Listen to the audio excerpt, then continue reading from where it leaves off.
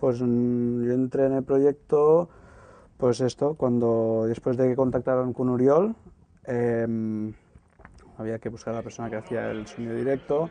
Uriol y yo trabajamos juntos y bueno, pues compartimos estudio y bueno, pues me propuso, nos reunimos con Jaume y con Paco, estuvimos hablando de cómo había que rodar a nivel de sonido la película, porque era francamente complicado.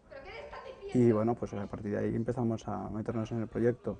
Con los directores mi trabajo es más que nada ver cómo resolvemos en el set o en el rodaje técnicamente cómo se resuelven las escenas a nivel de sonido, ¿no? De lo que es la captación de básicamente diálogos y efectos directos del rodaje. Entonces, bueno, pues con el planteamiento inicial de lo que había que hacer, había muchos personajes, de aquí la dificultad, y todos gritaban mucho, había mucha acción, habían secuencias muy largas que empezaban, por ejemplo, en un coche de bomberos en marcha, subíamos hasta un segundo piso, se volvía a bajar, todo esto claro, sin cortar, y bueno, pues todo esto hay que ensayarlo mucho, se hicieron muchos ensayos antes de rodar, y bueno, pues la dificultad es esta, ¿no? Cuando hablamos de las complicaciones que el tipo de película suponía para el equipo, yo creo que casi se vuelve esto más extremo cuando estamos hablando de sonido, ¿no? Es decir, imaginemos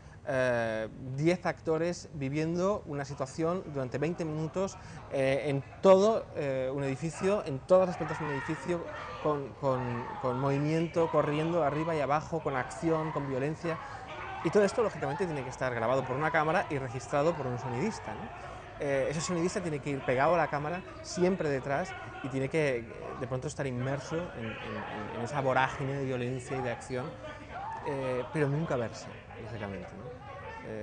Era quizás el otro personaje que no debería estar en la acción y sin embargo estaba, era el sonidista, que tenía que registrar todo lo que ocurría a nivel de sonido, y eso fue muy complicado. Y sin embargo, cuando nosotros estábamos visionando el material, nos dimos cuenta de que prácticamente jamás vimos a ninguno de los dos sonidistas en plano, ¿no? Es decir, el trabajo que hicieron fue absolutamente increíble.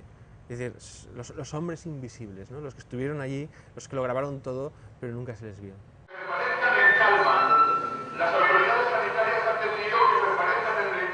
La problemática es que había muchos personajes, mucho movimiento, mucho movimiento sincrónico entre lo que es la acción de los actores, el acting, y el acting técnico del operador, nuestro en este caso que también íbamos por ahí, del ayudante de dirección, claro, era como un baile, eso en algunos momentos también divertido y fuera de lo común, ¿no? Porque tú en una película te puedes encontrar con una, dos secuencias un poquito así moviditas, pero que toda una película sea de que hay que ver una sincronización con 4 o 5 personas a nivel técnico que se están moviendo juntamente a un montón de actores que entran por un lado, salen por otro, gritan, bueno, pues es un follón, ¿no? Y en ese sentido es una experiencia divertida, muy complicada y muy gratificante cuando ves que los resultados pues han salido bien, se hace un buen trabajo en todos los sentidos, la postproducción queda impecable, entonces dices, ostras. Dame cuadro, Pablo. ¡Acción! Como secuencias más complicadas yo recuerdo, creo que fue el segundo día de rodaje, con lo que estábamos todos un poco todavía adaptándonos un poco a la mecánica de trabajo, ¿no? Porque es un poco, era diferente. Claro, es esto una secuencia que venían los actores, o sea, los protagonistas con el furgón de bomberos, paraban en frente de la casa, bajaban, descargaban, salían corriendo hacia la casa, entraban en la casa, se encuentran con todos los vecinos exaltados, aparece uno de arriba, suben para arriba, hay el ataque de la señorita Conchita y queda el policía que ha herido, volver a bajar, claro, todo esto sin cortar, y bueno, esto creo que continuaba un poco más todavía, o sea que eran como, si no recuerdo mal, eran como casi 15 secuencias del guión, todas seguidas de un tirón. Y claro, esto, pues esta la recuerdo como muy complicada, aparte que físicamente es duro, porque vas con todo el equipo cargado y corriendo para arriba y corriendo para abajo, pues sudamos. Tarjeta 3T, escena 49 al 51, toma novena.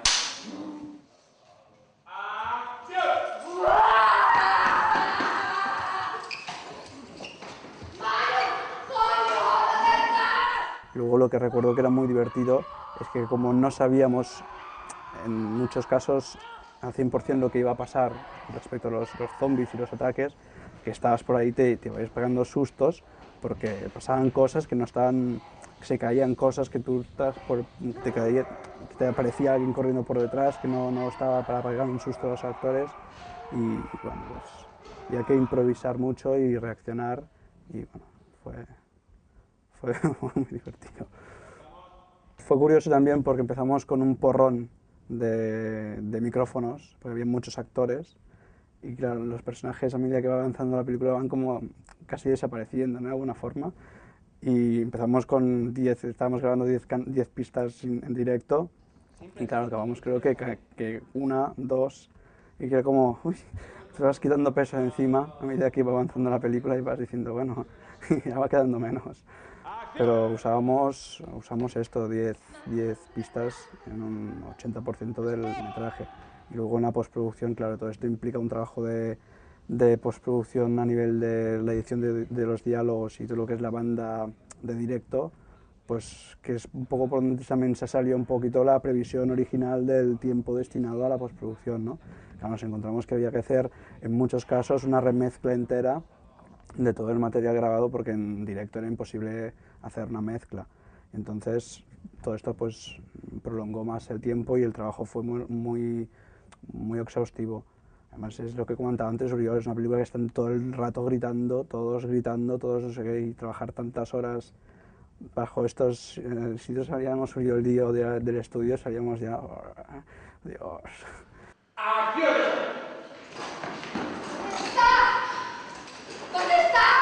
El proceso era que tenía que ser un proyecto casi muy simple, creo que se planteó incluso de rodarlo con la propia cámara y con el sonido de cámara y ya está. Lo que pasa es que es bueno, hablando con Oriol y con los directores el hecho de que la realidad, o sea, fingir algo verídico cinematográficamente no siempre es hacerlo real, es crear a través de los medios que haga falta ese efecto realista. Pero no puedes querer hacer una cosa de una forma y dices, bueno, con la cámara, porque entonces se pierden diálogos, se pierden detalles y matices que luego reconstruirlos pues es un coste y un trabajo muy complicado, ¿no? Y tampoco no le iba al proyecto a hacerlo, porque entonces perdía la frescura y la parte realista de la acción.